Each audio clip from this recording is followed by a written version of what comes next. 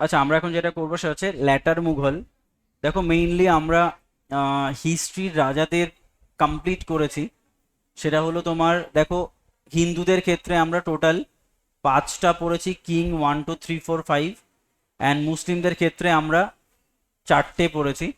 Total 9টা আমরা page বা বলতে পারো 9টা পিডিএফ, 10টা পেজ কমপ্লিট করেছি। তো এটাও বলতে পারো সেই 11 নাম্বার পেজ বা 10 নাম্বার পিডিএফ, যেখানেও কিন্তু আমরা সেই রাজাদের সম্পর্কেই পড়ছি। কিন্তু এখানকার রাজাদের ইনফরমেশনটা আগেকার রাজাদের ইনফরমেশন মতো অতটা ভাইটাল নয়। সেই জন্য এখানে আমরা যেটা করেছি সেটা হচ্ছে শুধুমাত্র রাজাদের নাম এবং তাদের কনটেক্সটে যদি কোনো ইম্পর্টেন্ট ইনফরমেশন থেকে থাকে সেটাকে আমরা এখানে অ্যাড করার চেষ্টা করেছি। যেমন তুমি যদি দেখো এখানে এখানে ল্যাটার মুঘল মানে আলটিমেটলি লাস্ট মুঘলকে আমরা যতদূর পড়েছি ঔরঙ্গজেব। তাহলে ঔরঙ্গজেবের পরে আলটিমেটলি যারা রুল করে সেটা ধরে নাও প্রায় 150 বছরের মতো একটা রুলিং হয়। 1707 মানে ঔরঙ্গজেবের মৃত্যু, 1707-এর পরে রাজা চলছে। তো আলটিমেটলি শেষ রাজা হচ্ছে তোমার বাহাদুর শাহ টু, যেটা 1858 অবধি। তোমরা নিশ্চয়ই পড়েছো মহাবিদ্রোহ। মহাবিদ্রোহ দিল্লিকে রুল করেছিলেন কে? এই বাহাদুর শাহ। তাহলে এই বাহাদুর শাহ টু, তার মানে এই ল্যাটার মুঘল শুরু হচ্ছে বাহাদুর শাহ 1 দিয়ে, আর ল্যাটার মুঘল শেষ হচ্ছে বাহাদুর শাহ 2 দিয়ে। তাহলে আলটিমেটলি এর মাঝে যতগুলো রাজা রয়েছেন সেই রাজাদের নাম একবার দেখে নাও। বাহাদুর শাহ 1-এর পরে হচ্ছে জাহানদার শাহ, সেখান থেকে ফারুক শিয়ার, তোমরা নিশ্চয়ই পড়েছো ফারুক শিয়ার ফারমান। নেক্সট দেখো মোহাম্মদ শাহ, তারপরে আহমদ শাহ, তারপরে আলমগীর টু, শাহ আলম টু, আকবর টু এবং আলটিমেটলি বাহাদুর শাহ টু। দেখবে এনাদের নাম কোথাও না একটু করে তোমরা কোথাও না কোথাও পড়েছো। তো বাহাদুর শাহ 1 বেসিক্যালি আলটিমেটলি দেখো এনার পুরো নাম হচ্ছে কুতুবুদ্দিন মোহাম্মদ মুজ্জাম। এই মুয়াজ্জাম, ইনি আলটিমেটলি ঔরঙ্গজেবের মৃত্যুর পরে ইনি কিন্তু সিংহাসনে বসেন। এবং আলটিমেটলি ইনি যে টাইটেলটা নিয়েছিলেন সেটা হচ্ছে শাহ আলম ওয়ান। শাহ আলম ওয়ান, দেখো ইনি যেহেতু শাহ আলম ওয়ান নিয়েছেন টাইটেল, সেই কারণে পরে একজন রাজা তিনি হয়েছেন শাহ আলম টু। তাই ইনি আর শাহ আলম ওয়ান নিতে পারেননি, ইনি শাহ আলম টু। কেন? টাইটেল অলরেডি কে নিয়ে নিয়েছে? বাহাদুর শাহ ওয়ান। ঠিক আছে, দেখো এখানে যে খান বলা হয়েছে এটা অ্যাকচুয়ালি কফি খান, KFIKHN। বলো তো কফি খান কে ছিলেন? ওই বলেছিলাম আমরা রাগের মাথায় ঔরঙ্গজেব, মাঝে মাঝে কাজের ফাঁকে কফি খান। তাহলে সেই কফি খান ছিলেন হচ্ছে ঔরঙ্গজেবের একজন সভাসদ। তাহলে সম্ভবত ঔরঙ্গজেব মারা গেছে, কফি খান থোড়ি মারা গেছেন। তো কফি খান আলটিমেটলি এনাদের একটা টাইটেল দিয়েছিলেন এনাকে, সেটা হচ্ছে শাহাই বেখবর। আচ্ছা, শাহাই বেখবর মানে কি? শাহাই বেখবর মানে হচ্ছে, এর মানেই হচ্ছে, লেখো a man without any power. Without any পাওয়ার।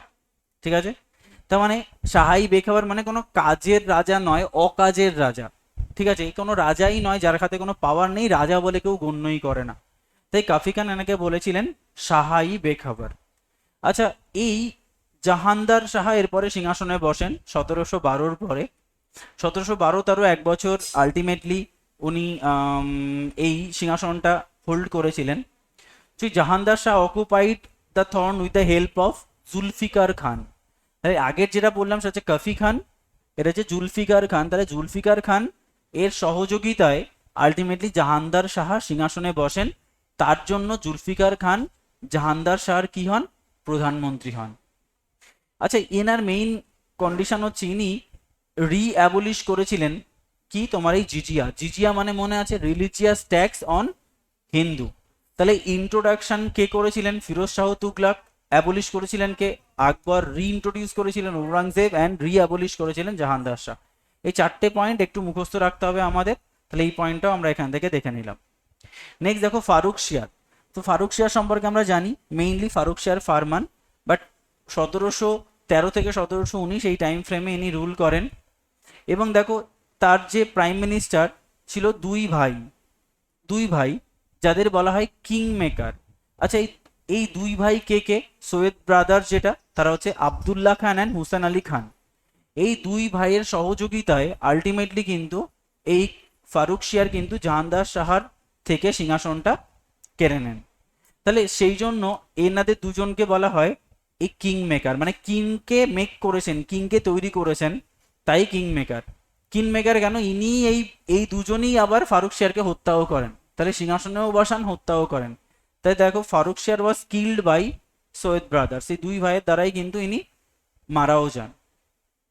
দেখো এই 1717 আমরা সবাই জানি ফারমান টু দ্য ব্রিটিশ, যাকে বলা হয় ম্যাগনা কার্টা ইন ইন্ডিয়ান হিস্ট্রি। যেমন ম্যাগনা কার্টা আমরা উডের ডেসপ্যাচকে পড়েছিলাম, তেমনি ফারুকশিয়ার ফারমানও হচ্ছে আমাদের ম্যাগনা কার্টা, যেখানে বিনা শুল্কে বাংলায় রুল করার সুযোগ দিয়েছিলেন বা বাণিজ্য করার সুযোগ দিয়েছিলেন ফারুকশিয়ার, তাই নাম ফারুকশিয়ার ফারমান, যাকে বলা হয় ম্যাগনা কার্টা ইন ইন্ডিয়ান হিস্ট্রি।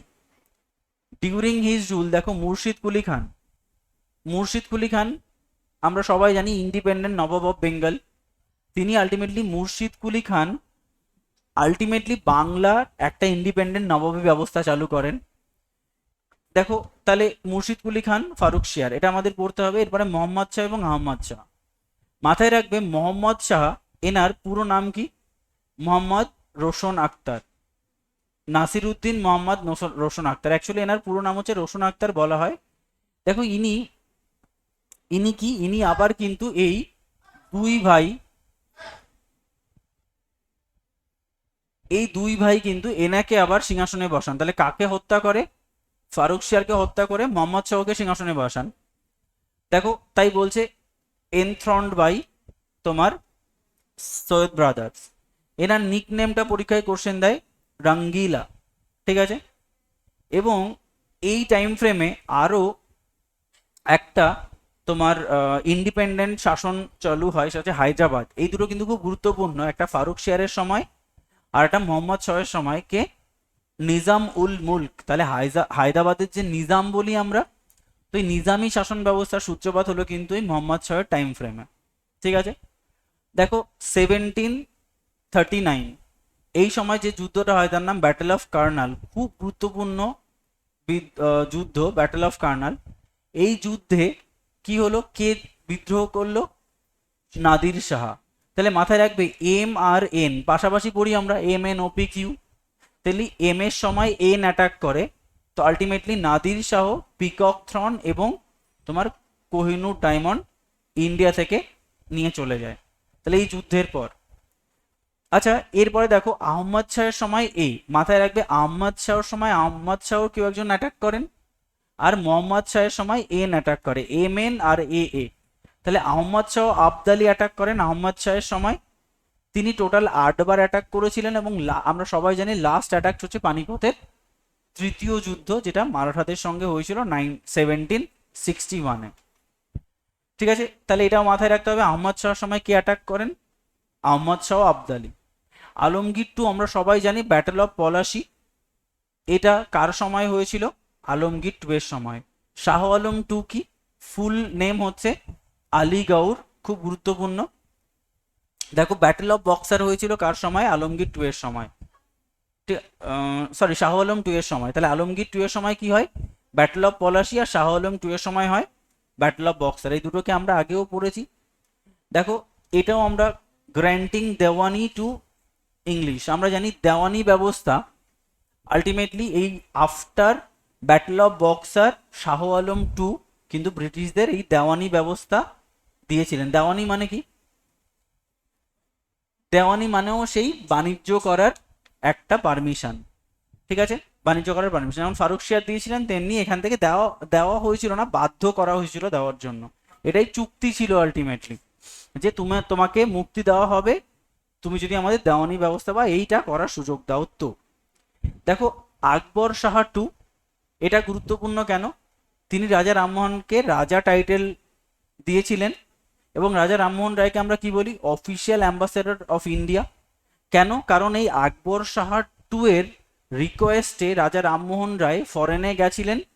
কেন? রাজাদের পেনশন ইনক্রিজ করার জন্য, যে রাজাদের রাজত্ব শেষ হয়ে গেলে তাদের যে পেনশন সেটা বাড়ানো হোক। আনঅফিসিয়াল অ্যাম্বাসেডর কাকে বলা হয়? দাদাভাই নৌরোজি। দেখো লেখাই রয়েছে দ্য আনঅফিসিয়াল অ্যাম্বাসেডর দাদাভাই নৌরোজি। আর অফিসিয়াল অ্যাম্বাসেডর কে? অফিসিয়াল অ্যাম্বাসেডর রাজা রামমোহন রায়। লাস্ট মোগল রুলার কে? বাহাদুর শাহ টু, 1837-1858। দেখো আলটিমেটলি তাকে বলা হচ্ছে লাস্ট মুঘল কিং।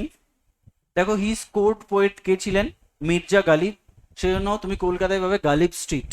ঠিক আছে, তো মির্জা গালিব খুব গুরুত্বপূর্ণ কোর্ট পোয়েট। আর কোর্ট ড্যান্সার ওমরাহ জান। ঠিক আছে, এটা নিয়ে একটা সিনেমাও আছে, বিদ্যা বালান মনে হয় সেই ওমরাহ জানের ভূমিকা পালন করেন। ঠিক আছে, ওমরাহ জান। দেখো ডিউরিং রিভোল্ট অফ 1857 তাকে আলটিমেটলি রেড ফোর্টে গ্রেফতার করা হয়। কি 1857-এর টাইম ফ্রেমে বা মহাবিদ্রোহের সময়, এবং তাকে রেঙ্গুনে কি করা হয়? ডিপোর্ট করা হয়। এবং 1857-এ জন নিকলসন দিল্লি ক্যাপচার করেন বাহাদুর শাহ 2 এর কাছ থেকে। তো সবগুলো পয়েন্ট এখানে লেখা রয়েছে, একটু পড়ে নিতে হবে। এরপর দেখো কিছু ইম্পর্টেন্ট ইনফরমেশন কি বলছে। দেখো আনঅফিসিয়াল অ্যাম্বাসেডার তো আমরা দেখলাম, ইন্ডিয়ান তোমার অফিসিয়াল আর আনঅফিসিয়াল দুজনকেই পড়তে হবে, দাদাভাই নৌরোজি এবং রাজা রামমোহন রায়। দেখো বান্দা সিং বাহাদুর একজন হঠাৎ করে উঠে এসছে, কে এই? এনার সম্পর্কে একটু জানতে হবে। যে বান্দা সিং বাহাদুর ওয়াজ আ শিখ মিলিটারি কমান্ডার। আচ্ছা, শিখ যখন আমরা পড়বো, তো শিখদের এই কমান্ডারে বা আলটিমেটলি আর্মিতে কনভার্ট করেন কে জানো? রঞ্জিত সিং। না দশম শিখ গুরুকে? গুরু গোবিন্দ সিং প্রথম শিখদের মিলিটারি শিখকে কনভার্ট করেছিলেন।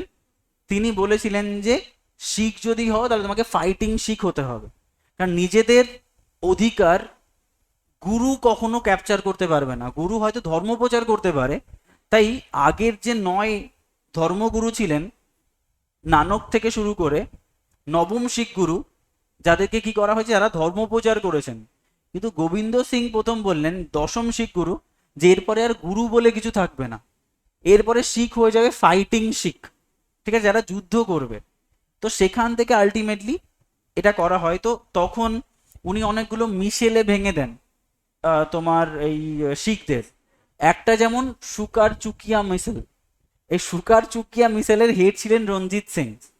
তো সেরকমই একটা মিশেলের হেড হচ্ছে বান্দা সিং বাহাদুর। ঠিক আছে, তো এই বান্দা সিং বাহাদুর ওয়াজ অলসো নোন অ্যাজ বান্দা বাহাদুর, বান্দা সিং বা লক্ষ্মণ দাস, মদো দাস, এতগুলো নামে তাকে ডাকা হয়। এবং আলটিমেটলি তিনি ইসলাম ধর্ম গ্রহণ করতে বলা হয় তোমার মুঘলদের কাছ থেকে, কিন্তু তিনি ইসলাম ধর্ম গ্রহণ করেননি বলে তাকে ফাঁসি দেওয়া হয়। ঠিক আছে, তাহলে Guru Gobind Singh gave him the title Banda Bahadur. ঠিক আছে, এই যে আলটিমেটলি মৃত্যুদণ্ড নিজে স্বীকার করে নিল, সেই জন্য তাকে বান্দা বাহাদুর, বাহাদুর নাম দেওয়া হয়েছে। তো এই হচ্ছে তোমার আলটিমেটলি ল্যাটার মুঘল। খুব ছোট্ট একটা টপিক আমরা শেষ করে দিলাম।